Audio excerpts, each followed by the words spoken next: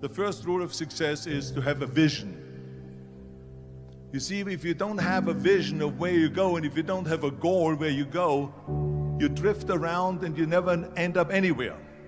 It's like you can have the best ship in the world, you can have the best airplane in the world. If the pilot or the captain doesn't know where to go, it would just drift around. It would not end up anywhere, or most likely in the wrong place. So I was very fortunate that I stumbled onto my vision. I mean, as you know, I was born in 1947 in Austria after the Second World War. And I didn't really like Austria when I grew up. I couldn't wait to get out of there. I couldn't see myself becoming a farmer or a worker in a factory or anything like that, even though my parents wanted me to stay there and have a normal life. My father wanted me to become a police officer like he was. My mother wanted me just to stay there and marry a girl with the name of Heidi, hopefully, and have a bunch of kids and run around like the Van Trapp family in The Sound of Music. But that was their vision, not mine. My vision was totally different. I felt that I was born for something special, for something unique, for something big. Do you know how great it felt that I knew where I was going? Imagine the majority of people don't know where they're going. When you have a goal, when you have a vision, everything becomes easy. Because remember that in America, for instance, when you study, you will see the percentage of people that like their jobs. 74% hate their job in America. Now, this is not much different when you come to Europe. The majority of people don't like what they're doing because they're really not doing it because they didn't have a goal and they followed this goal. They just aimlessly drift around, and then all of a sudden there's a job opening, so they get that job because you have to work. But then when you work, it's a chore. It's work. It's not fun. So if you think about, only a quarter of the people really enjoy what they're doing in life. That is unbelievable if you think about it. So I felt so blessed that I knew what I was doing. It's like a medical student that studies and knows he wants to become a doctor. You know where to go. So I knew where to go. So people always ask me, when they saw me in the gym in the pumping iron days, they say, why is it that you're working out so hard? 5 hours a day, 6 hours a day, and you have always a smile on your face. The others are working out just as hard as you do, and they look sour in the face. Why is that? And I told people all the time, I said, because to me, I'm shooting for a goal. In front of me is the Mr. Universe title. So every rep that I do gets me closer to accomplishing that goal, to make this goal, this vision turn into reality. Every single set that I do, every repetition, every weight that I lift will get me a step closer to turn this goal into reality. So I couldn't wait to do another 500-pound squat. I couldn't wait to do another 500-pound bench press. I couldn't wait to do another 2,000 reps of sit-ups. I couldn't wait for the next exercise, for the next half hour of posing and all the kind of things that you have to do to be a champion. And with the age of 20, I went to London and I won the Mr. Universe contest as the youngest Mr. Universe ever. And it was because I had a goal. So let me tell you something, visualizing a goal and going after it makes it fun. You got to have a purpose no matter what you do in life. You got to have a purpose. So that's rule number one, have a vision. Rule number two is, don't listen to the naysayers. Don't listen to the naysayers.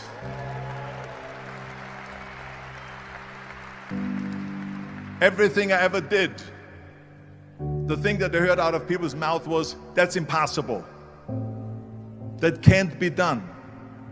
Or no. So whenever someone said to me, it can't be done, I heard, it can be done. When they said no, I heard yes. And when they said it's impossible, I heard, it is possible. I'm a strong believer of what Nelson Mandela said, that everything is always impossible until someone does it. Well, I'm going to be the one, I said to myself, I'm going to do it and I'm going to show it to them. Maybe it has never been done before. That's perfectly fine with me. But I'm going to do it. And I did not listen to the naysayers. The next thing, the third point that I'm going to make to you is, before we sit down with Jürgen and talk about the rest of the three, is work your ass off. There is no magic pill. There is no magic out there. You cannot get around. You have to work and work and work. And it drives me crazy when people say that they don't have enough time to go to the gym for 45 minutes a day and work out. Or to do something for 45 minutes to an hour a day to improve. If it is physically improve or if it is mentally to improve. Imagine you read 1 hour a day about history. How much you will learn after 365 hours in 1 year. Think about if you study about the history of musicians, of composers, how much you would know. Imagine if you would work on a business, on some business that you want to develop every day for an hour. Imagine how further along you will go and get. So it drives me nuts because when people say we don't have the time, we have 24 hours a day. We sleep 6 hours a day, so that gives you still 18 hours. So there's someone shaking their head out here in front. They say probably, I don't sleep 6 hours, I sleep 8 hours, right? Or just sleep faster.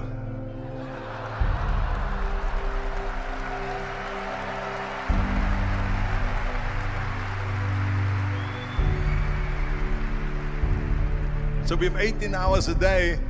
The average person works around 8 to 10 hours. So let's assume it's 10 hours, so we have 8 hours left.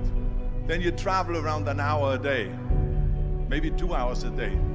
So now you have still 6 hours left. So what do you do with these 6 hours? What do you do with these 6 hours? Then we eat a little bit, then we schmooze a little bit, talk a little bit to people and all that stuff. But you can see how much time there is available if you organize your day. So you got to work hard. I mean, let me tell you something. When I went to America, I went to college. I went and worked out 5 hours a day. And I was working on construction. Because in those days in bodybuilding, there was no money. I didn't have the money for food supplements or anything. So I had to go to work. So I worked in construction. I went to college. I worked out in the gym, and at night from 8 o'clock at night to 12 midnight, I went to acting class 4 times a week. So I did all of that. There was not one single minute that I wasted. I became very friendly with Muhammad Ali in the 70s. And Muhammad Ali worked his butt off. And I saw it firsthand. And I remember that there was a sports writer that was there in the gym when he was working out and he was doing sit-ups. And they asked him, how many sit-ups do you do? And he said, I don't start counting until it hurts. Now think about that. He doesn't start counting his sit-ups until he feels pain. That's when he starts counting. That is working hard. And so you can't get around the hard work. It doesn't matter who it is. As a matter of fact, I believe what Ted Turner said, work like hell and advertise.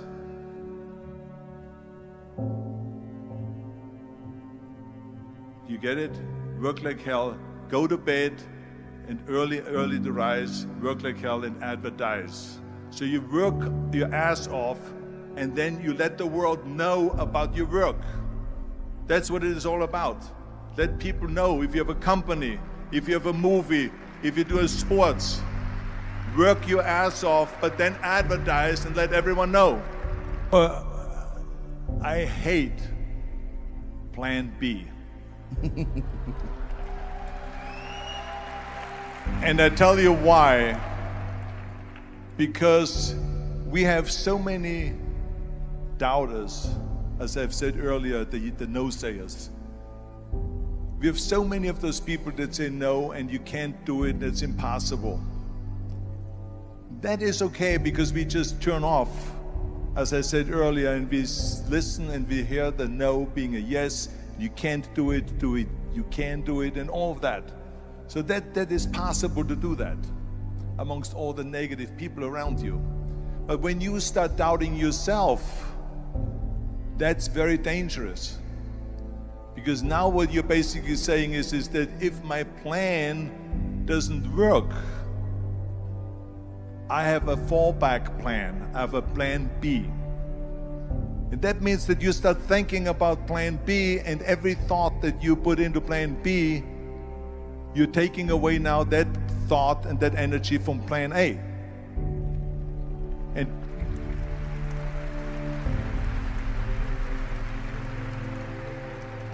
And it's very important to understand that we function better if there is no safety net, because plan B becomes a safety net. It says that if I fail, then I fall and I get picked up and I have something else there that will protect me. And that's not good, because people perform better when there's no safety net. People perform better in sports and everything else if you don't have a plan B. To me, it is very dangerous to have a plan B, because you're cutting yourself off from the chance of really succeeding. And the reason, one of the main reasons why people want to have a plan B is because they are worried about failing. What is if I fail, then I don't have anything else? Well, let me tell you something. Don't be afraid of failing, because there's nothing wrong with failing. You have to fail in order to climb that ladder. There's no one that doesn't fail. We all fail. It's okay.